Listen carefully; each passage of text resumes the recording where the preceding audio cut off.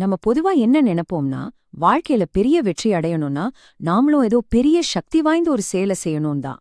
ஆனா உண்மை என்ன தெரியுமா? உண்மையான சக்தி அந்த மாதிரி பெரிய முயற்சிகள்ல இல்ல. தினமும் நம்ம தொடர்ந்து செய்யற சின்ன சின்ன செயல்கள்ல தான் இருக்கு. வாங்க, இந்த ஒரு எளிய உண்மைய ஒரு சூப்பரான கதை மூலமா நம்ம புரிஞ்சுக்கலாம். என்னைக்காவது ஒரு பெரிய பிரச்சனைய மொத்த பலத்தையும் யூஸ் பண்ணி சரி பண்ண முயற்சி பண்ணிருக்கீங்களா? உதாரணத்துக்கு, பரீட்சைக்கு ஒரே ராத்திரில உட்காந்து படிக்கிறது, இல்லனா டக்குன்னு எடை குறைக்கணும்னு ரொம்ப கடுமையான டயட் இருக்கிறது. இந்த மாதிரி செஞ்சு கடைசியில டயர்ட் ஆகி வெறுத்து போய் விட்டிருப்பீங்க. சரிதானே? இப்ப நாம 2 விதமான அப்ரோச்ச பத்தி பார்க்க போறோம். ஒன்னு சுத்தியல் அப்ரோச். இது பாத்தீங்கன்னா ரொம்ப தீவிரமா இருக்கும், ஆனா அப்பப்போ விட்டு விட்டு செய்யற முயற்சி. இன்னொன்னு நீர்த்துளி அப்ரோச். இது ரொம்ப சின்ன செயல்தான், ஆனா தொடர்ந்து நிலையா செய்யறது. இந்த ரெண்டுக்கும் இருக்கிற வித்தியாசம் தான் இன்னைக்கு நம்ம பார்க்க போற விஷயத்தோட மையக்கரு. இந்த விஷயத்தை இன்னும் நல்லா புரிஞ்சிக்க ஜூலியன்னு ஒரு இளம் சிற்பியோட கதையை நாம இப்ப பார்க்கலாம். அவனுக்கு ஒரு பெரிய லட்சியம் இருந்துச்சு. அவனோட கனவு என்ன தெரியுமா? உலகத்திலேயே ரொம்ப ரொம்ப கடினமான ஒரு கருங்கல்ல எடுத்து அதுல ஒரு அற்புதமான தலைசிறந்த படைப்பை உருவாக்கணுங்கிறது தான். அவன் தேர்ந்தெடுத்த அந்த கல்ல பார்த்தாலே தெரியும் அவனோட லட்சியம் எவ்வளவு பெருசுன்னு.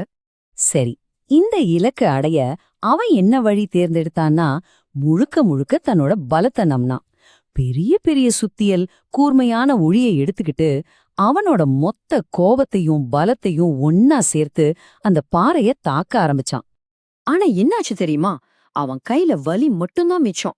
சுத்தியல் அந்த கல்லுல பட்டு தெரிச்சது, உளி உடைஞ்சு 2ஆ போச்சு.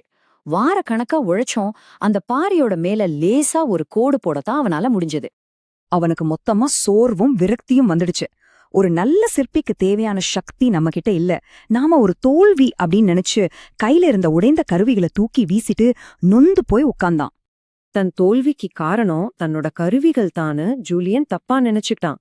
அதனால வேற ஒரு தீர்வை தேடி போனான். இதுதான் அவனோட கதையில ஒரு பெரிய திருப்பு முனையா அமைய போகுது. இங்கதான் ஜூலியன் நம்மள் பலரும் செய்யற ஒரு புதுமான தப்பு செய்யறான். தன்னோட அணுகுமுறைய மாத்திக்கிறத விட்டுட்டு இன்னும் சக்தி வாய்ந்த ஒரு கருவியை தேடி போறான். அதிக சக்தி தான் தீர்வுன்னு அவன் தப்பா நம்பினான். அவன் அப்படி போயிட்டு இருக்கும்போது திடீர்னு ஒரு பயங்கரமான புயல்ல மாட்டிக்கிட்டான்.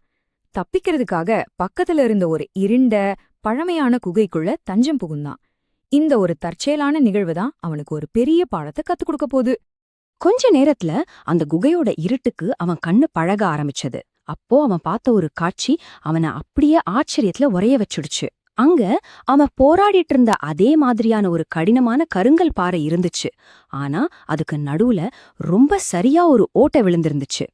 அவன் மனசுக்குள்ள ஒரே கேள்விதான், அடேங்கப்பா, உடைக்கவே முடியாத இந்த கல்ல எந்த ஒரு சக்தி வாய்ந்த கருவி இப்படி செதுக்கி இருக்கோன்னு தன்னைத்தானே கேட்டுக்கிட்டான். அவன் மெதுவா மேல பார்த்தான். அங்க பெரிய சுத்தியலோ ட்ரில்லிங் மிஷினோ எதுவுமே இல்ல. அதுக்கு பதிலா அந்த குகையோட கூரையில இருந்து ஒரே ஒரு சின்ன மென்மையான நீர்த்துளி சீரா சொட்டிக்கிட்டு இருந்துச்சு. ஆமாங்க, அந்த சின்ன பலவீனமான துளிதான் அந்த மாபெரும் அதிசயத்தை நிகழ்த்தி இருந்தது. சரி, இந்த ஒரு காட்சியிலிருந்து ஜூலியன் கத்துக்கிட்ட அந்த முக்கியமான பாடம் என்னன்னு இப்ப கொஞ்சம் டீட்டெயிலா பாப்போம். அந்த நீர்த்துளியோட ரகசியம் தொடர்ச்சி அப்படிங்கிற ஒரு வார்த்தையில அடங்கியிருக்கு. அதாவது ஒரு வேலைய நிறுத்தாம ஒவ்வொரு நாளும் சீரா செஞ்சுட்டே இருக்கிறது. இங்க முக்கியமான விஷயம் வேகம் இல்ல, நிலைத்தன்மை தான். இந்த மேற்கோள் அது அழகா சொல்லுது. உலகத்திலே ரொம்ப மென்மையான ஒரு பொருளால ரொம்ப கடினமான ஒரு பொருளை உடைக்க முடியும். அதோட ஒரே ஒரு தந்திரம் என்னன்னா, ஒருபோதும் நிற்காம இருப்பதுதான். இப்போ ஜூலியனுக்கு தன்னோட தப்பு புரிஞ்சது. அவன் நம்பினது என்னவோ அப்பப்போ வர்ற தீவிரமான உந்துதலையும் பெரிய முயற்சிகளையும் தான். ஆனா அந்த நீர்த்துளி நம்பினது அமைதியான தினசரி ஒழுக்கத்தை. சின்ன சின்ன ஆன நிலையான செயல்கள் தான் திடீர்னு வர்ற பெரிய முயற்சிகளை எப்பவுமே ஜெயிக்கும்னு அவன் உணர்ந்தான். இந்த ஒப்பீட்ட பாருங்க, எவ்ளோ அழகா இருக்கு. உந்துதல், அதாவது மோட்டிவேஷன், ஒரு மின்னல் மாதிரி டக்குன்னு வந்துட்டு போயிடும். ஆனா ஒழுக்கம், அதாவது டிசிப்ளின் அப்படி இல்ல. அது ஒவ்வொரு நாளும் மெதுவா எரியற நெருப்பு மாதிரி. அதுதான் நமக்கு நீடித்த மாற்றத்தை கொடுக்கும் சக்தி. ஓகே, இப்போ ஜூலியன் கதையெல்லாம் கேட்டாச்சு. இதுல இருந்து நாம கத்துக்கிட்டத நம்ம வாழ்க்கையில எப்படி அப்ளை பண்றதுன்னு பார்க்கலாமா? கொஞ்சம் யோசிச்சு பாருங்க. உங்க கனவுகளுக்கும் உங்களுக்கும் நடுவுல ஒரு பெரிய பாறை மாதிரி தடையா நிக்கிற அந்த ஒரு விஷயம் எது? அது ஒரு பெரிய இலக்கா இருக்கலாம், இல்லனா நீங்க ஜெயிக்க வேண்டிய ஒரு பெரிய சவாலா இருக்கலாம். அப்போ நாம எப்படி அந்த நீர்த்துளி மாதிரி ஆகுறது? ரொம்ப சிம்பிள். இந்த 3 ஸ்டெப்ஸ ஃபாலோ பண்ணுங்க. முதல் ஸ்டெப், உங்க பாறையே கண்டுபிடிங்க. அதாவது உங்களை பயமுறுத்துற அந்த மிகப்பெரிய இலக்கு எது? 2வது, உங்க துளிய தேர்ந்தெடுங்க. அந்த இலக்குக்காக டெய்லி உங்களால பண்ண முடியற ஒரு குட்டி விஷயம். 3வது, ரொம்ப முக்கியமானது, நிக்கவே நிக்காதீங்க. பொறுமையா, விடாப்புடியா அந்த சின்ன வேலைய செஞ்சுட்டே இருங்க. நீங்க தினமும் செய்யற விஷயம் ரொம்ப பெருசா இருக்கணும்னு அவசியமே இல்ல. பாருங்க, டெய்லி 10 பக்கம் படிக்கிறது, இல்லனா ஒரு 10 நிமிஷம் உடற்பயிற்சி பண்றது, ஒரு புது வார்த்தைய கத்துக்கிறதுன்னு சின்ன சின்ன விஷயங்களே போதும். முக்கியம் என்னன்னா அதை டெய்லி பண்றதுதான்.